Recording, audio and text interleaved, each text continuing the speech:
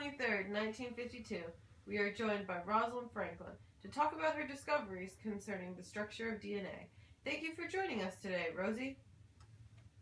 Oh, sorry, I didn't see you there. And also, I'd really prefer you not call me Rosie, because that's what Wilson calls me, and I pretty much hate it. Now, today I'm here to talk to you about my discoveries regarding DNA, which is a macromolecule that contains genetic information.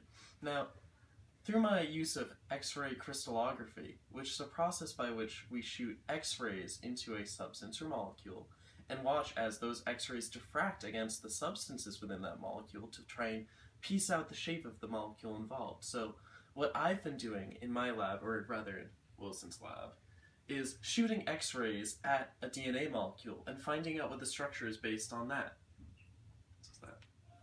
Now, before I begin talking about my contributions to the DNA study that was a massive part of science in the first half of the 20th century, I think it's very important for me to discuss some of the history that led up to my discovery.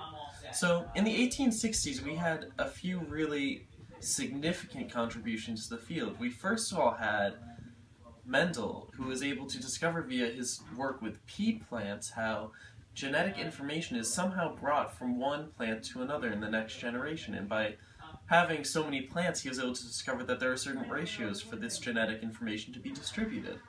Then we had people like Miescher, who were Mendel's contemporaries, also figuring out that there was this molecule substance called DNA. Miescher's work with white blood cells allowed him to find out that there was a macromolecule substance called DNA, or deoxyribonucleic acid. Now, of course, at this time, Miescher had no idea the informational genetic capacity of this molecule, but soon, at the beginning half of the 1900s, we found out quite a bit. Miescher's work with white blood cells allowed him to find out that there was a macromolecule substance called DNA, or deoxyribonucleic acid. Now, of course, at this time, Miescher had no idea the informational genetic capacity of this molecule, but soon, at the beginning half of the 1900s, we found out quite a bit. Going into the 1920s, we had people like Griffith discovering that there was a strange, unknown factor that changed how bacteria would produce proteins and changed how they would react to certain things. Now, his work was instrumental in figuring out that there was indeed something passing on genetic material, although at this point he did not know what exactly that was. Going on to experimentalists like Oswald Avery, however, we soon learned that neither proteins nor RNA were holding this genetic information. His work was able to isolate that neither of those two molecules were part of the process. This is where my work comes into play. Using crystallography with X-ray diffraction, I hydrated one of the strands of DNA. I called the two strands strand A and strand B. After shooting a bunch of X-rays into the strand, I found that there was a shape that was very staircase-like, with a hole in the middle with rungs going up. Now, if you look here, this is my image, which I called Photo 51. As you can quite clearly see, there are many rungs to the ladder going in a slightly varied pattern going upwards. Now, there's also a very clear hole in the middle. If we look at the concentration of darkness around the edges and the lightness going through, we can tell that in areas that are darker, there was more diffracted there than anywhere else. So, clearly in the middle, there was nothing diffracted because the X-ray was able to go straight through without hitting anything. Now,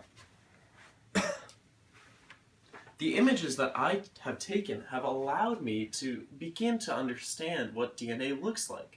We can clearly see that there's a slightly varying pattern going through, but it relatively stays the same. So as it goes forth, as the DNA molecule goes along, there's some sort of spinning going on, and there's also a concentration that seems pretty regular between the whole thing, with, of course, a clear spot in the middle where there's nothing, or rather, no matter. Whoa, whoa, whoa, Rosie, what are you doing here? This is my experiment. You were supposed to be my assistant. You know what? I've worked really hard on this, Wilson, and I think I'm really close to finding out something really, really important. But that information is mine. You should be allowing others to take this information. No, I've worked too hard as a woman in science, which is a completely sexist field, to just have my information stolen. I'm stealing it anyway. Dang him! Hey, Crick, guess what I found? Rosie took a great picture. It could help you reformat your 3D structure. You should come pick it up right now. It's awesome.